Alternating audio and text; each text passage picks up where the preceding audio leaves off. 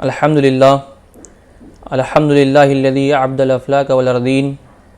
والصلاة والسلام علی من کان نبیا وآدم بین الماء والتین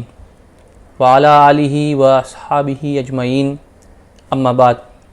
فاعوذ باللہ من الشیطان الرجیم بسم اللہ الرحمن الرحیم انما یرید اللہ لیذھب عنکم الرجس اہل البیت ویطہرکم تطہیرا صدق اللہ العظیم وصدق رسوله النبی الامین المتین الکریم ونحن على ذلك لمن الشاہدین والشاکرین والحمد للہ رب العالمین۔ السلام علیکم ورحمۃ اللہ وبرکاتہ۔ 3 رمضان المبارک حضرت ام السادات مخدوم کائنات دختر مصطفیٰ زوجہ علی المرتضیٰ سردار خواتین حضرت سیدہ طیبہ طاہرہ ذاکیہ راضیہ مرضیہ عابدہ زاہدہ محدثہ مبارکہ سیدۃ النساء خیر النساء خاتون جنت ام الہدیٰ ام الحسنین مادر مرکز پرکار عشق حضرت سیدہ فاطمۃ الزہرا رضی اللہ تعالی عنہا کا یوم وصال ہے۔ یہ دن عمومی طور پر ان کی یادوں کی خوشبوؤں سے مہکتا ہے۔ سیدہ پاک کا اسم گرامی جیسے ہی لبوں پر آتا ہے پلکیں ادب سے جھک جایا کرتی ہیں، اور ان کی ذات گرامی یقیناً عقیدتوں کا محور ہے۔ سیدہ فاطمۃ الزہرا رضی اللہ تعالی عنہ حضور کی سب سے چھوٹی صاحبزادی تھی، اور حضور سب سے زیادہ انہی سے محبت فرماتے، بلکہ حدیث میں آتا ہے، ترمذی شریف کی حدیث ہے کہ نبی کریم صلی اللہ علیہ وسلم نے ارشاد فرمایا، انما فاطمۃ بضعۃ منی یؤدینی ما اعطاها وینسبنی ما انسبها۔ آپ صلی اللہ علیہ وسلم ارشاد فرماتے ہیں کہ بلا شبہ فاطمہ میرے جسم کا حصہ ہے، جو بات اس کو تکلیف دیتی ہے وہ مجھ کو بھی تکلیف دیتی ہے، اور جو بات اس کو آرام پہنچاتی ہے وہ مجھ کو بھی آرام پہنچاتی ہے۔ اور صحیح حدیث میں آتا ہے کہ جب سیدہ پاک حضور سے ملنے آتی تو حضور کھڑے ہو جاتے، فَأَجْلَسَهَا فِي مَجْلَسِهِ، اور حضور اپنی صاحبزادی کو اپنی مسند پر بٹھاتے۔ جس زمانے میں بیٹیوں کو زندہ دفن کر دیا جاتا تھا، میرے حضور نے اپنی صاحبزادیوں سے پیار کر کے، ان سے محبت فرما کے دنیا کے سامنے بیٹیوں کا احترام رکھا ہے۔ سیدہ فاطمۃ الزہرا جو بھی حضور سے کہتی تھیں، حضور اس کو کبھی ٹالتے نہیں تھے، کبھی رد نہیں کرتے تھے۔ اسی لیے اہل تصوف نے بھی لکھا ہے کہ آج بھی سیدہ کے وسیلے سے حضور کی بارگاہ میں جو کچھ بھی عرض کیا جائے تو وہ کبھی رد نہیں ہوتا۔ حضرت شیخ سعدی شیرازی رضی اللہ تعالیٰ نے اللہ سے دعا مانگتے ہوئے کتنی ہی خوبصورتی سے ایک وسیلہ پیش کرتے ہوئے کہا ہے کہ الہی بحق کے بنی فاطمہ، اے الہی میں تیری بارگاہ میں فاطمہ کے بیٹوں کے وسیلے سے دعا مانگتا ہوں کہ برقول ایماں کنی خاتمہ، کہ میرا خاتمہ ایمان پر کرنا، اگر دعوتم رد کنی ور قبول، تو میری دعا کو رد کر یا قبول کر، من و دست و دامان آل رسول، میں تو آل رسول کا دامن پکڑا ہوا ہوں۔ اللہ اکبر۔ تو حضور اکرم صلی اللہ علیہ وسلم نے آپ کا نام فاطمہ رکھا۔ حدیث میں آتا ہے کہ آپ صلی اللہ علیہ وسلم ارشاد فرماتے ہیں،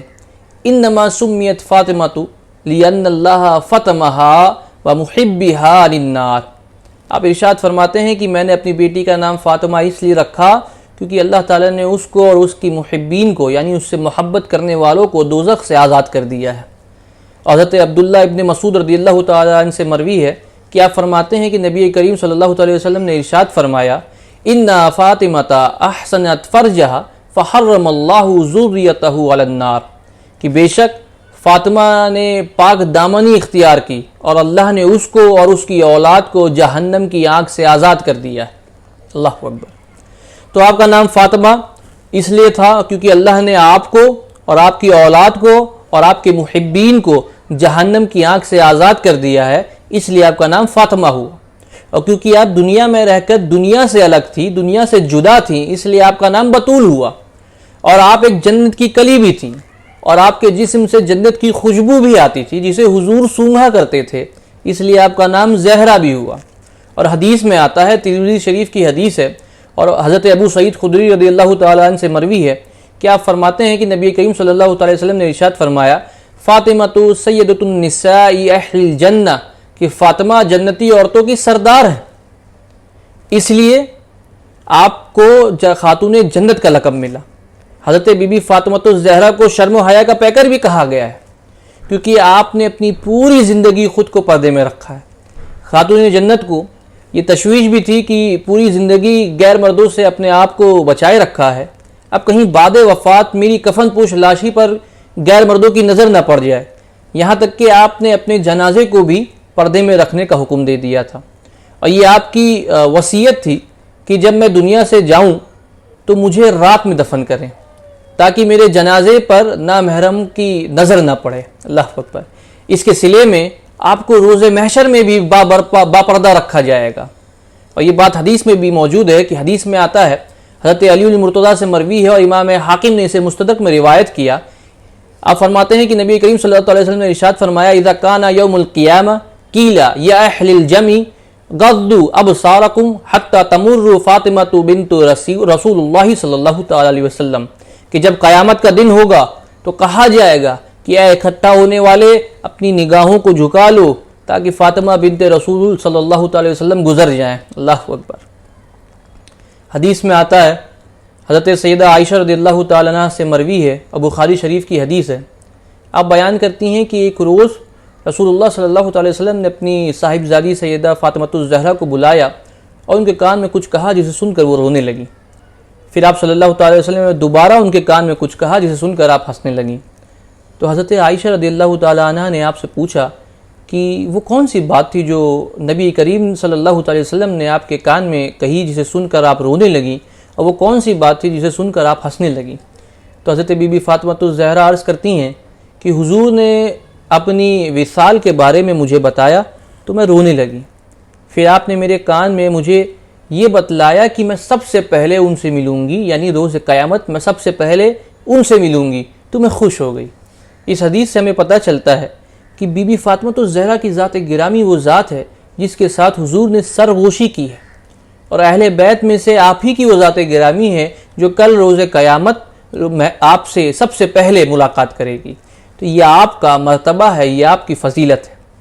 اور کیونکہ آپ خاتم النبیین کی بیٹی ہیں اس لیے آپ سے بھی کئی کرامتیں ملتی ہیں۔ وقت تو اتنا نہیں ہے کہ ہر ایک کو بیان کیا جا سکے،